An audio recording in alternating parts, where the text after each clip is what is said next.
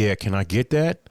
They're like, no, we can't break the street date. And I offered $20. Mm-hmm. They're like, we can't do it. So shout out to the dude who went ahead and sold you the CD. Yeah, he's the GOAT. Like a real one. Yeah, he's the GOAT.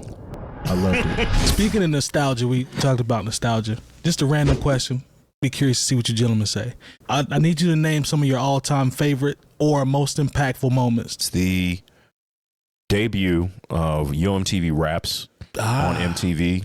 I remember exactly where I was when I was doing who I was with, and the fact that it was only supposed to be a one-off. Yep.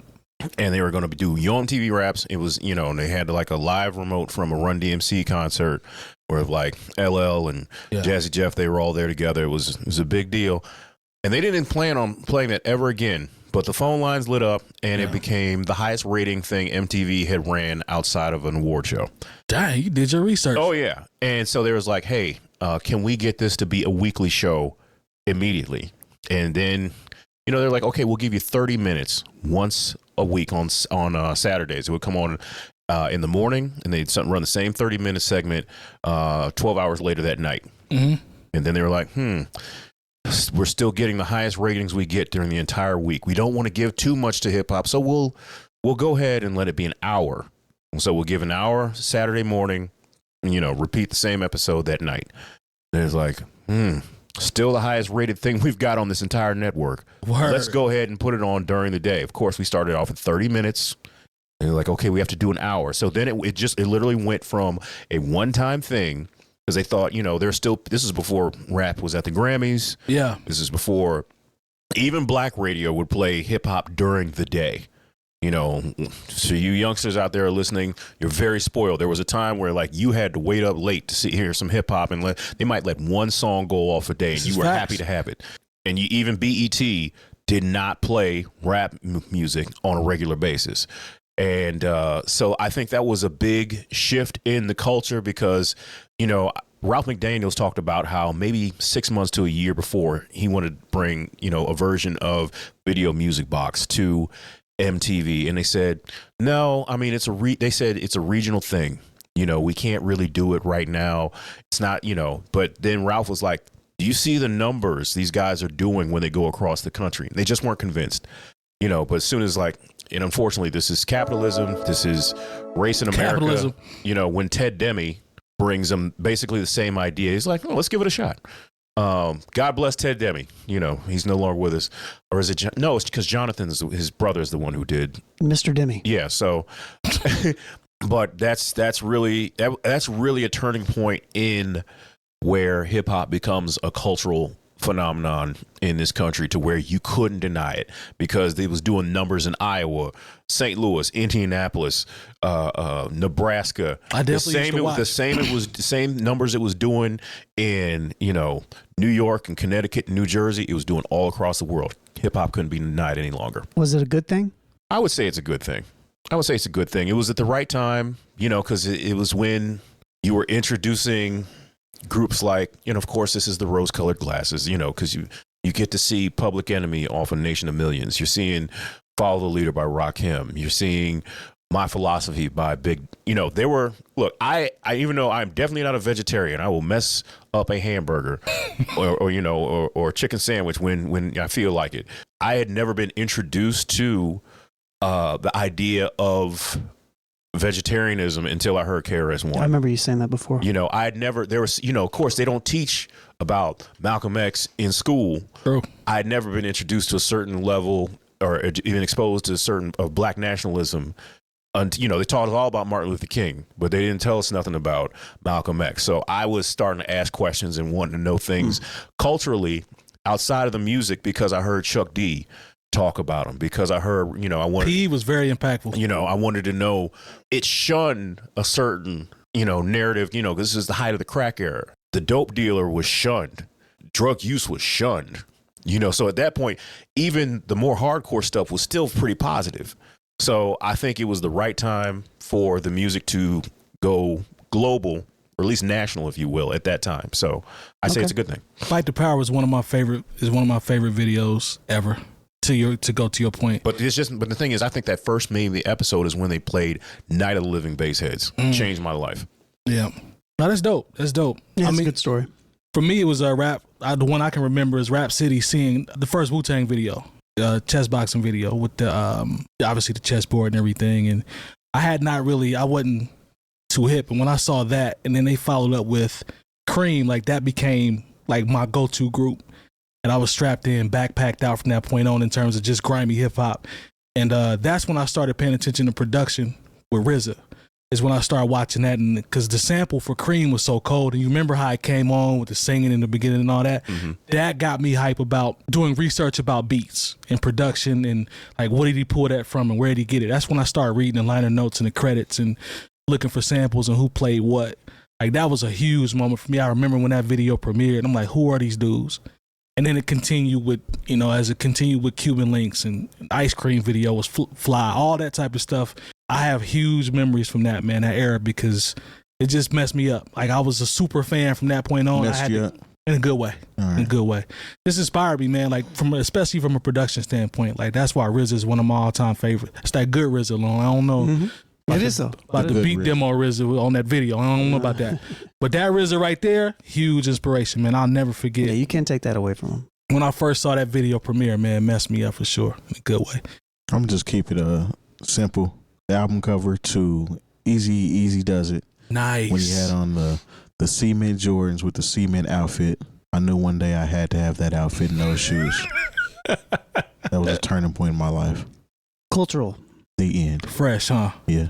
Yeah. That was there fire, was plenty of other ones, but I still remember that album cover vividly and me wanting that outfit. Immediately. Yeah. Yeah. All right, man. Anything stand out to you, Lone? I feel like I've mentioned it before, but I got one with you. Actually. I mean the Respiration video for Black Star followed up. It was on BT. I think it was the Basement or something. But the song that followed it was Inspector Deck's Word on the Street, and it was 2 songs in a row. And I wasn't super into hip hop then, like at all. I was just kind of experimenting. That kind of turned me into wanting to want more. That's what did that. But I think like as far as impactful For the culture and moments in time, outside of a personal experience. Yeah, outside of the personal experience, I would say, I don't know, man, the internet. It's like the internet, Napster, for all the bad that it did, you could say that it did for the music industry. It also kind of did some good in the sense of it forced the music industry to change a little bit. Yeah. And every single time that technology hits, I feel like it's a moment for the people to kind of like take some jabs at the music industry a little bit and try to loosen their grip on everything. It was kind of a wild time for a while. When the internet came out, I mean, Napster and all that stuff, yeah, it definitely saved money. But at the same time, it really allowed me to be able to just endlessly research, even though I didn't have like a ridiculous amount of money to go out and buy a ridiculous amount of CDs. It was like, cool, I can... Cool. You did. All you needed was a penny. I had that too. But Napster killed Columbia House. Yeah, but at the same time, it still took like a while for the CDs to get to you. Longer than it should, actually. Well, for free, I don't know, but you wouldn't pay him but a penny. How can you complain? Right. I don't even think I ever Let me paid shut a up. penny. You're right. Beggars can't be choosers. You're right. But that was like the start of me. Like the file sharing era. I was like, cool. And I'm sure there are a lot of people like me where it was like, all right, cool. I would learn about one artist. I would look up their catalog. I would listen to all their music, and I'd be like, cool, this one's featuring this person. Ooh, this one's produced by this person. Oh, I really like this beat. Cool. Let me look up this producer. And then you get introduced to some other people, and then you download their music, and then you find somebody that's featured on something, and it's like, oh, these dudes are dope. It's like early on, for me, it was like a lot of like megahertz type stuff, or like think _𝐀𝐄𝐃, Copyright, though, Mr. Eon, those type of people. Then that got into somehow I made my way out west, and then I found out about the living legends and, like the evidences and the dilated peoples and, the San Diego scene, Deep Rooted, Mr. 80 and Joe Haas, who's went on to work with Exile a lot. And, it was just like this spiral. And I feel like there's a lot of people that probably can relate to my path of coming into it a little bit later. Yeah. But then like being able to just navigate everything, like online, it was just like, it was at my fingertips. I do, however, remember being one of the outcasts as far as my musical taste in the neighborhood, because everybody was into this type of music. But me and my friends, we were into that type of music and all of these types of music too. So it's kind of like, why do y'all listen to that kind of rap? That rap is whack. That don't sound right. How can you understand that? You know what I'm saying? That type of thing. So it's funny to see how those conversations evolved into those same people that were saying that gravitated towards listening to the same style of stuff that I was listening to back then, and pretty much being like, hey, that stuff was dope, man. I just didn't. It just wasn't the end thing to listen to back then. You know, 'cause I remember listening to Outkast, the group, before anybody was really messing with them. I had a group of homies that were the exact same way to what you described. Yep.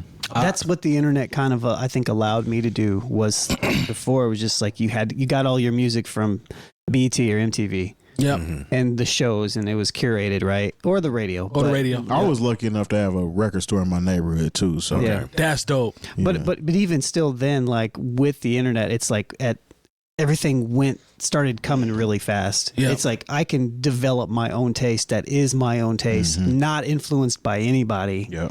And then, you know, it's just like, cool. I still have my hard drive of all these, you know, like I still have it. So. Oh, you used to put in work. I know. Yeah, I still have it. And I used to listen or watch Rap City or Ed Lover and Dr. Dre. Yeah. And listen to those songs and then walk to the record store and buy it if I liked it. Now that had to be a good that's back when you could buy a single. Yeah. So you could buy a single and get multiple versions of that same song, instrumentals and a B-side. Only single I've ever bought is Cherchez La Ghost. That's the only single you've ever bought? Yeah, and it was the clean edited version. I used to have more singles than anything. Yeah, the single game used to be like, I remember going to the store singles. and getting, because it was when Bad Boys first getting started, like, so you could get, I want to say it was Craig Mack Flavor in Your Ear, and you could also buy Biggie Smalls Juicy, and I think they had them for like big orange sticker, $1.99. Yep. You know, and so I was like, well, I can get both of them for $4. Let's go. Yeah. Cardboard slide case. The maxi single the era. Maxi, but then like, you know, sometimes when it would be the maxi single, but it was a CD, you might really get some nice bonuses. Might have an acapella on there. I don't know what I was going to do you with would get it. all kind of stuff on there. I remember buying the Outkast Elevators. Yes. It had a remix on it, had an instrumental and the original on there. Sometimes they'd be priced crazy. I remember when Nas is like, and the B-side was Dr. Knockboot, and I was like, I'll wait till the album comes out. And I remember they pushed that album back like a month, and I was like, do I want to drop like $6.99 on these two songs when I know I'm only going to pay $11.99 for the album? That's what I was getting ready to say. I've definitely been frugal my entire life, so when I look at singles, it seems like a waste of money because I can just wait till the. So I would go on like this one hip hop site. I can't remember. I just remember one of the writer's name. His name was War and Peace, and. Shouts to War and Peace. Shouts to War and Peace. Yeah, I would listen to like I guess with like Real Audio Player or whatever. I would just listen to Nas's like on there when I wanted to hear it, or I'd wait for somebody to request it on the box. I had a box full of singles long. I'm talking about. Yeah, they were so cheap, man. Like you I used to love singles. I used to love. I couldn't wait. Like I couldn't wait. I never was in that wave. My version of singles was really just downloading the songs. Yeah, but yeah, to Nicole said I used to tape it on my TV VCR combo. I used to record music videos. I used to record music off the radio. I wish I still had those tapes. Yeah, I used to make those dubs too. Hey, you get upset, Nicole. You balling? I see you had a TV VCR. Okay, I do balling. And I do think, to David's point, you know, he said as a DJ I miss singles, and he said get your remixes, instrumental, acapella. I think all of it. That needs to come back, man. Like, you think so? Because some of that stuff's not even available for streaming. I do. I do think so. I think they do. I will give. I'm not going to shout them out individually, but some of the DJ pools actually do have acapellas and instrumentals. That's good to know. And dirty versions of these songs. So that's good to know. I mean, it's still not the same. It's not that same feeling when we talk about nostalgia, for sure, scent memory type things of going to the store and buying a single and getting, you know what I'm saying, the remixes and all that stuff on it. But different day and time. My type of nostalgia is, you know, hearing about music and bootlegging it. Look, I'm not going to lie. When I went to when St. Louis tried to do its own version of the Black Expo, which, you know, it just wasn't it. I remember going down there and one of the brothers who had it was definitely English was a second language for him. He was like, yeah, you can get these 3 tapes for $10. I was like, that seems like a deal. Yeah, sure that was does. a deal. Yeah, There but is. I mean, like when you listen, as soon as the tape come on, there's like a loud hiss.